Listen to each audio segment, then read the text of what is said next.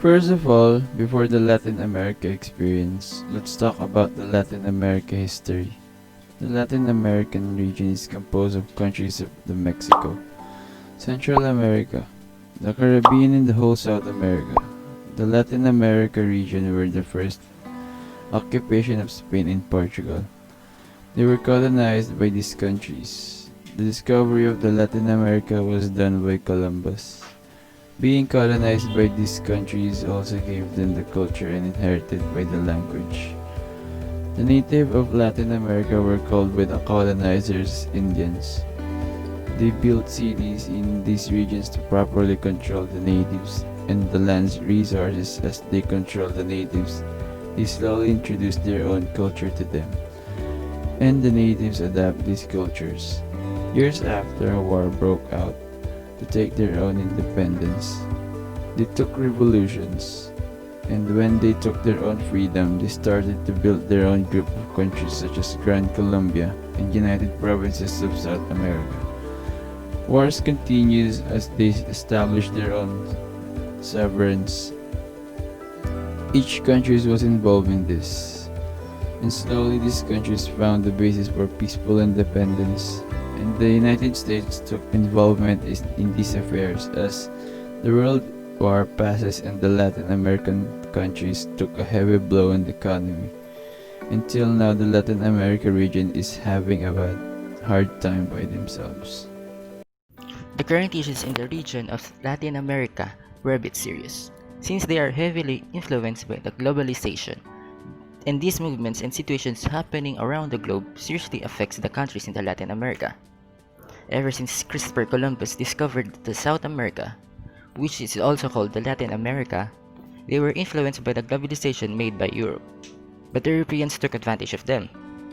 Then, there was inequalities and poverty. Due to this, they were called the Global South. Global South is another term for the third world countries. Latin America are not the only countries called Global South. There are many other countries that you can call Global South. So now, how does these issues around the world affect this region, the Latin America region?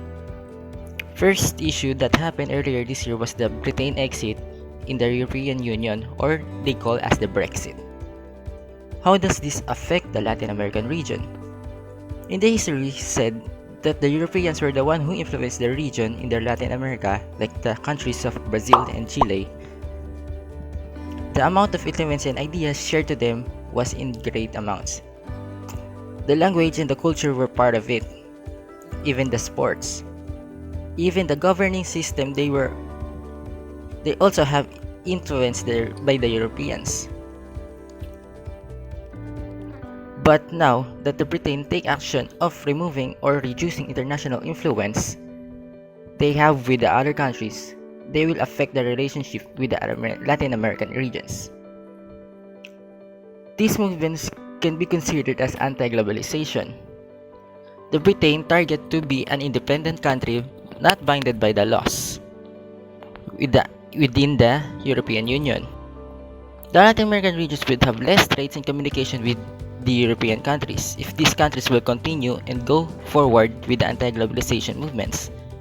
And this doesn't end with just with the European countries. Even the United States of America are starting to lessen international trade. Ever since US President Donald Trump was elected, his movements were shaking the international trading system. He specifically lessened the trades with the countries of China and Mexico and withdrawing the Trans-Pacific Partnership. His goal was to revitalize the US economy, but doing so affects the global economy in the other way. That also means that the Global South countries will suffer more than ever before. These happenings will cut the trading system to the Latin American regions in making it harder for them. Thus, poverty in the region will become more prevalent. Factors within the country that makes the economy keep going will also affect the poverty in them. The Global South region will have a hard time dealing with these changes that was dictated by the Global North, which are the countries that are more more powerful than them, making more and more problems and worse the problems that currently exist in the global south regions. And this will be then this the in the and these inequalities will be tackled in the next topic.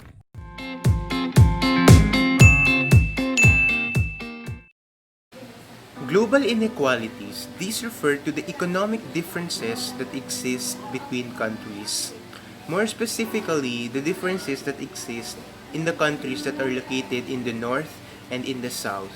When we talk about the differences, the inequalities that exist between the north and south, these refer to the many natural resources that are in those countries, the lack of health and education, the economy of the country itself, or even the accessibility of countries to make trades or be more open in the market, in the worldwide market, rather. However, now let's talk about North and the South itself.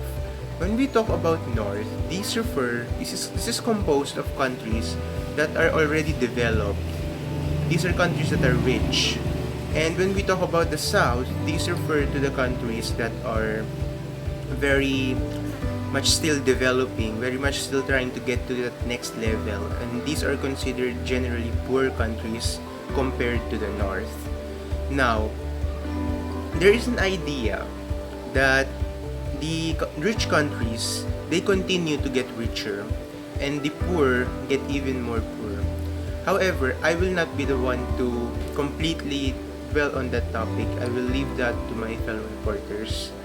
But I do want to point out that in the concept of global inequalities and the world being divided into this idea of North and South, when these North countries are actually very more engaged in the worldwide trades, therefore they continue to progress even more, and these South countries, they are not very much met with the same respect due to their inadequate resources.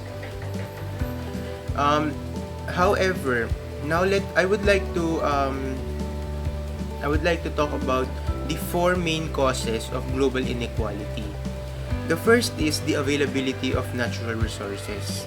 When we talk about this refers to the geographical location of the countries and them not having enough natural resources, and due to it, they are not developing as fast as some of the other countries do. Next is the level of health and education. This refers to the health and education that is provided by the government to its citizens. However, this can be very tricky in the concept that not every country has the same level of education and health due to their inability or their income not being enough to provide top quality education. Next is the economy. This totally refers to the government and how the trades and everything happens and their ability to be more open in the worldwide market. And lastly, related to that is the accessibility to market and trades. This is mostly about the trades that go on in the countries that allow these global inequalities to somewhat lessen the gap between those countries. The first one is the income or global income inequality. So, high levels of poverty and unequal wealth are the signs of income inequality. Income inequality refers to the amount of which income is distributed unequal manner among the population. Just like in this picture, in the year 2013, Oxfam reported that the 85 richest people in the world own the same amount of wealth as the poorest half of the world's population. While income inequality has been decreasing in developing countries, the income inequality is decreasing in the developed countries. Why? Well, there's a saying that people became more poorer and the richer get richer in terms of income inequality. As developed countries are assisting the developed countries about $130 billion per year, the reason why I found that why the world gap is getting bigger and developed country is still increasing is the large corporation from the developed countries. The developed country is taking $900 billion from the poor countries each year. From the loan, the money that they lost by the poor countries from the trade rules imposed by the developed countries having access from the resources but cheaper in labor.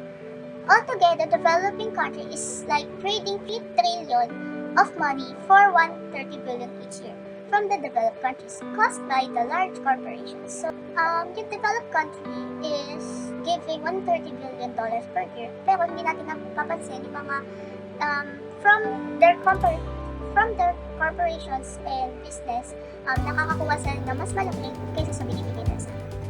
Second one is health, or the global health inequalities. Health inequalities generates unequal possibilities in relation to the ability to take advantage of exposure to the factors that determine health and disease, as well as the different change or chances in relation to ill and deaths.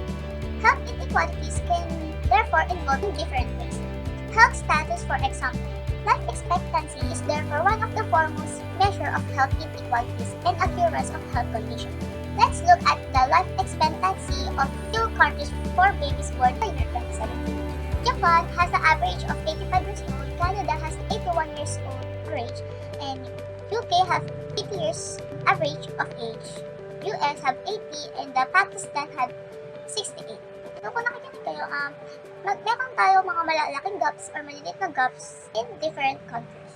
Access to care, for example, availability of treatments, quality and experience of care, for example, is the level of the patient satisfaction.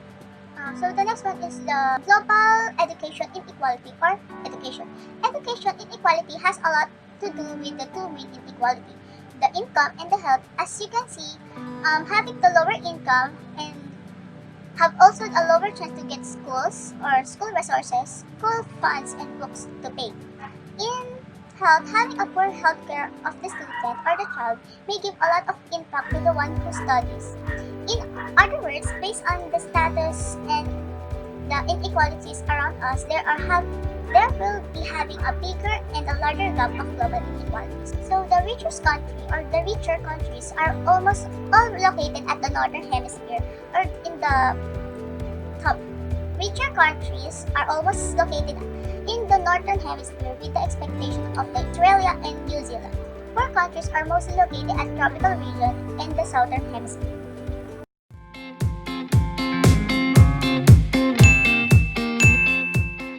Sa bahaging ito, aalamin natin kung bakit may mga mayamang bansa at may mga bansang may hirap. Aalamin natin ang dalawang perspective sa kung bakit may gap o divide sa pagitan ng Global North at Global South. Una, ayon sa Classical Economic Development Theory, ang sanhi ng underdevelopment ng isang bansa ay internal o nanggagaling sa loob. Isa sa mga itunuturong dahilan kung bakit may underdevelopment ay ang low productivity rate. Ayon kay Adam Smith na kilala bilang Father of Economics, isang aspeto ng pag-unlad ng bansa ay ang division of labor. Ito ay ang paghahati-hati ng mga gawain o trabaho sa pagitan ng mga mamamayan. Ngunit ano nga ba ang kinalaman nito sa productivity rate? Dahil sa division of labor, nagkakaroon ng pagkakataon ang bawat manggagawa na hasain o sanayin ang kanilang kakayanan sa isang partikular na gawain o ang tinatawag nating specialization. Dahil dito, nagkakaroon ng efficiency ang bawat manggagawa na siyang nagsasanhi sa pataas na productivity rate. Halimbawa na lang sa isang construction site, higit na babagal ang progreso ng trabaho kung isang tao lang ang gagawa ng lahat ng gawain mula sa pagpaplano hanggang sa paggawa mismo ng gusali, kumpara sa kung may hati-hating trabaho ang bawat manggagawa.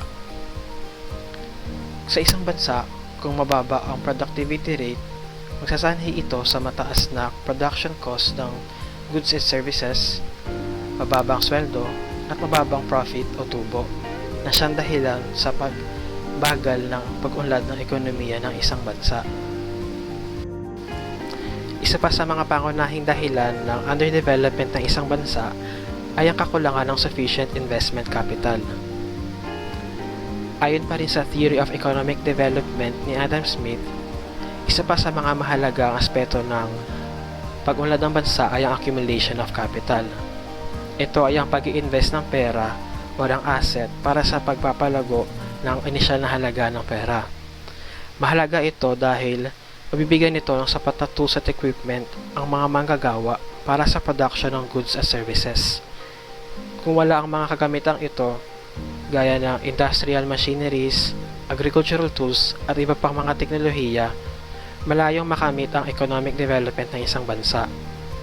Ito ay dahil bababa ang productivity rate ng mga manggagawa kung wala ang mga ito. Sa katunayan, ang mga mayang bansa gaya ng USA ay umuunlad dahil sa kanilang mataas na productivity rate na dulot ng mabisang paggamit ng kapital. Samantalang ang mga bansang may kakulangan sa investment capital ay makakaranas ng mabagal na pag-unlad ng kanilang ekonomiya. Karagdagan pang dahilan ng underdevelopment ay ang kakulangan sa communication and transportation system ng isang bansa. Hindi may kakaila ang kahalagahan ng mga ito sa pag-unlad ng ating ekonomiya. Ang mga bansang may maayos na communication at transportation system ay may pundasyon sa mabisang trade na nagsasanhi sa economic growth. Sa kabilang banda, ang mga bansang walang maayos na sistema ng komunikasyon at transportasyon ay may hirapan sa pag-unlad. Ito ay dahil ang mga ito ay mahalaga sa pagpapalipat-lipat ng tao, mga produkto, services at resources sa loob ng isang bansa. And today I'm going to discuss about the dependency theory. Dependency theory first proposed in the late 1950s because Raúl Presbich, a Argentine economist and statesman, found out the wealth of the richer nation appeared to be at the expense of the poorer ones.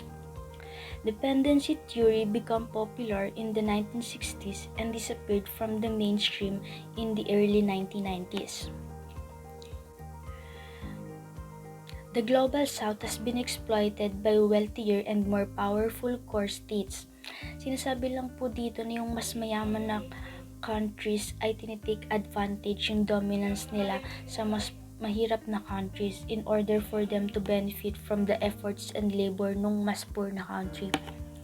Dependency theory believes that the countries weren't developing because the international system or world system was actually preventing them from doing so. Some dependency theories also says that underdevelopment is the reason why countries doesn't develop in the way that traditional economic theory describes. Underdevelopment refers to a situation in which resources are being actively used pero ginagamit siya in a way na mas nagbe-benefit yung dominant state instead of the poorer state kung saan nanggaling yung mga resources. The dependency theory has a model that shows that the world system is influencing the development of the countries within the system. It is composed of three nations or states. The first one is the core, which is the richest country. The second one is the semi-periphery, which is the developed country but has less power than the core, and the developing country but has no fair wealth. And the last one is the periphery, which is the poorest country. The diagram shows that the periphery and semi-periphery serves the core. Core is the developed countries and the world leaders such as US and UK. They also dominates in terms of technology and industry. Periphery and semi-periphery are the underdeveloped countries exports their labor and raw materials on the world market at a cheap price. These resources are sold to the core countries.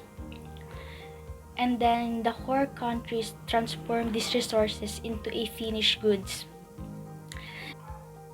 The periphery and semi-periphery always end up buying the finished goods from the core countries at a high price. Therefore, hindi enough yung earnings ng poor countries or ng underdeveloped countries galing sa kanilang exports to pay for their imports. German-American economic historian Andre Frank argued that the only way out of dependency theory was the creation of a non-capitalist national economy.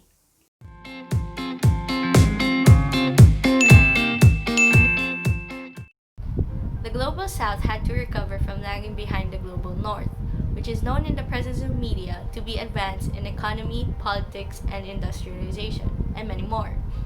Articles have said or mentioned that the Global South lacks mastery in the aforementioned selections, causing Southern countries to be considered as inferior to the Global North and called as Third World. The South had to face many problems in dealing with diseases, finances, and etc. And oftentimes, the Global South is associated with the term and image of poverty.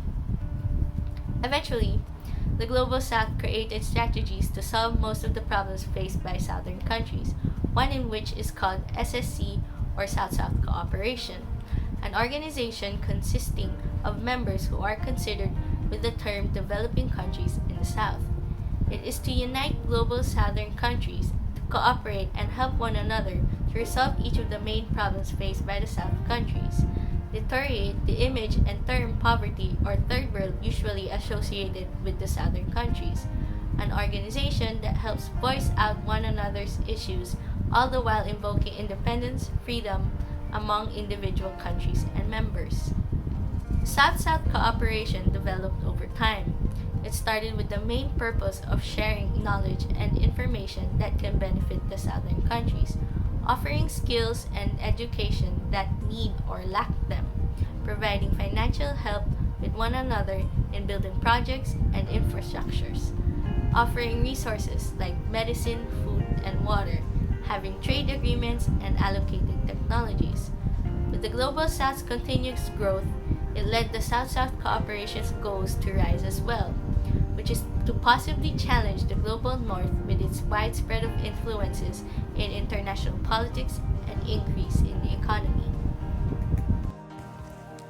We are already introduced to the organization called as SSC, or what they call the South-South Cooperation, that deals with resolving such problems in the Global South. Then, to continue the lesson about the response of Global South to the Global North, I would focus on the publication of UNCTAD, or the United Nations Conference on Trade and Development, stating, or emphasizing rather, that the case for expanding trade and investment links within the South is a part of economic mainstream. According to the 2018 report, namely Forging a Path Beyond Borders, the Global South, the growth of global trade from 19th century up to present seems to have a bigger change with the shares of developing countries in the global trade. Then the global production has been rising over time.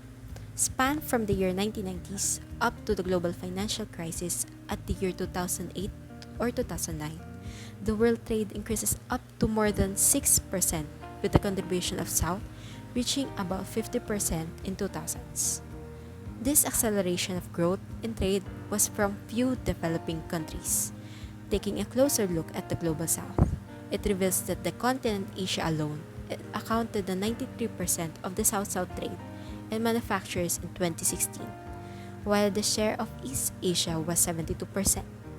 It is also in this 2018 report that the growth in trade was strongest in East and Southeast Asian economies, specifically in the first-tier newly industrializing economies known as the Asian Tigers, the Hong Kong, Taiwan province of China, and the Republic of Korea, and the Singapore. The Asian Tigers was supported with the second-tier newly industrializing economies, namely the Indonesia, Malaysia, the Philippines, and the Thailand, in supporting growth. This interdependence of trade led to the existence of what we call global value chains, or what we call the GVCs, which relied heavily on the intra-industry trade in Asia. Aside from these trading industries, the Global South mobilized financial needs and debts. For the developing countries, in order to achieve what we call the Sustainable Development Goals by 2030, these countries will need a significant amount of additional financial resources. In the context of 2030 agenda, the scale, complexity, and the breadth of financing for the sustainable development needs of developing countries imply that all development financing options should be considered. This includes resorting to borrowing at the domestic and international levels, and going into debt. Yet, debt sustainability remains a growing area of concern in many developing countries, and also in particular least developed countries, as they strive to achieve sustainable development. Additional to this information, the International Monetary Fund, or IMF, reports that 40% of low-income developing countries, about twice as many as in 2013, are currently at high risk of debt distress.